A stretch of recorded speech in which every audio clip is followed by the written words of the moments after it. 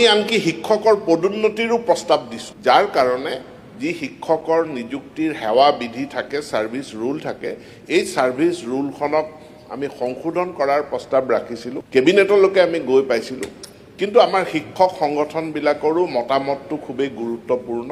গতিকে আমাৰ যিমানবিলাক শিক্ষক সংগঠন আছে, আমি শিক্ষক সংগঠনবিলাকৰ লগতো এই নতুন ছাৰ্ভিচ ৰুল সম্পৰ্কে আমি তেওঁলোকৰ লগত আলোচনা কৰিছোঁ।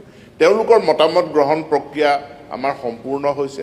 বিদ্যালয় শিক্ষা বিভাগত কৰ্মৰত শিক্ষক শিক্ষয়িত্ৰীৰ কাৰণে এখন নতুন ছাৰ্ভিচ ৰুল আহিব আৰু যিখন ছাৰ্ভিচ ৰুলত শিক্ষকৰ পদোন্নতিৰ ব্যৱস্থাও থাকিব। আৰু এতিয়া আমি গ্ৰেজুৱেট টিচাৰ যিসকলক উইথ পষ্ট গ্ৰেজুৱেট ডিগ্ৰী তেনে আমি শিক্ষক পাইছোঁ, শিক্ষা আছে, কোৱালিফিকেশ্যন আছে, সেইটোৰ সৎ ব্যৱহাৰ কৰি তেওঁলোকক 11-12তো শিক্ষাদানৰ সুযোগ যাতে আমি প্ৰদান কৰিব পাৰোঁ, তাৰ কাৰণে আমি ব্যৱস্থা গ্ৰহণ কৰোঁ। 4,500 নিযুক্তি অতি শীঘ্ৰেই হ'ব আৰু ওপৰঞ্চি যিখিনি আমাৰ খালী পদ থাকিব, সেই খালী পদৰ বিজ্ঞাপনো সোনকালে ওলাব। নিযুক্তিৰ প্ৰক্ৰিয়া এটা বছৰত দুটা নিযুক্তি, বিশেষকৈ উচ্চ প্ৰাথমিক আৰু নিম্ন প্ৰাথমিক দুবাৰকৈ নিযুক্তি কৰিব পৰা যায়। আগতে আমি শিক্ষক নিযুক্তি কৰোঁ খালী পদৰ বিপৰীতে। এতিয়া এটা প্ৰক্ৰিয়া আৰম্ভ হ'ব খালী হ'বলগীয়া পদৰ, অৰ্থাৎ অহা 6 মাহত যিখিনি পদ খালী হ'ব সেইখিনিৰো আমি আগতীয়া বিজ্ঞাপন দি আগতীয়াকৈ তাৰ আবেদন পত্ৰ সংগ্ৰহ কৰাৰ এটা ব্যৱস্থা আমি কৰিম।